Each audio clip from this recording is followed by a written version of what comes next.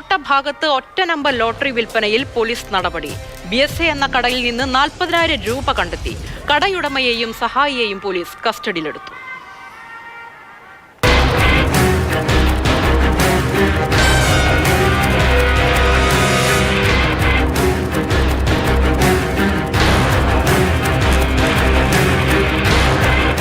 കേരള സർക്കാർ ലോട്ടറിയുടെ അംഗീകൃത വിതരണക്കാരാണ് BSA.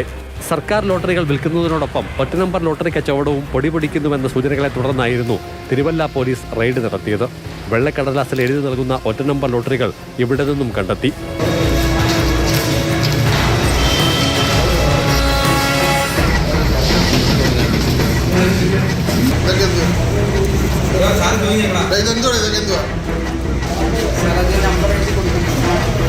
സ്ഥിരമായി ഇത്തരം ലോട്ടറികൾ വാങ്ങുന്ന ആളുകളുടെ പേരും മൊബൈൽ നമ്പരും രേഖപ്പെടുത്തിയ ഡയറിയും കിട്ടി.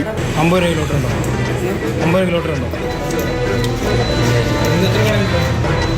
സ്ഥാപനത്തിനുള്ളിൽ നിന്ന് ലഭിച്ച 40,000 രൂപ അനധികൃത ഇടപാടിലൂടെ സമാഹരിച്ചതാണെന്നാണ് സൂചന.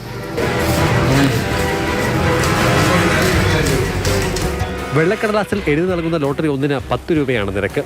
എന്നാൽ ഒരു ടിക്കറ്റായി നൽകില്ല. 5, 10, 15 എന്നിങ്ങനെ ഒന്നിച്ച് ടിക്കറ്റ് എടുക്കണമെന്നതാണ് വ്യവസ്ഥ. തട്ടിപ്പ് വ്യക്തമായതോടെ കടയുടമ പുറമറ്റ സ്വദേശി ബിനു ചെറിയാനെയും സഹായി കോട്ടയം സ്വദേശി അഭിഷേകിനെയും കസ്റ്റഡിയിലെടുത്തു. രഹസ്യ വിവരത്തെ തുടർന്ന് CI BK സുനിൽകൃഷ്ണൻ, ASI ബിനുകുമാർ എന്നിവരുടെ നേതൃത്വത്തിലായിരുന്നു പരിശോധന.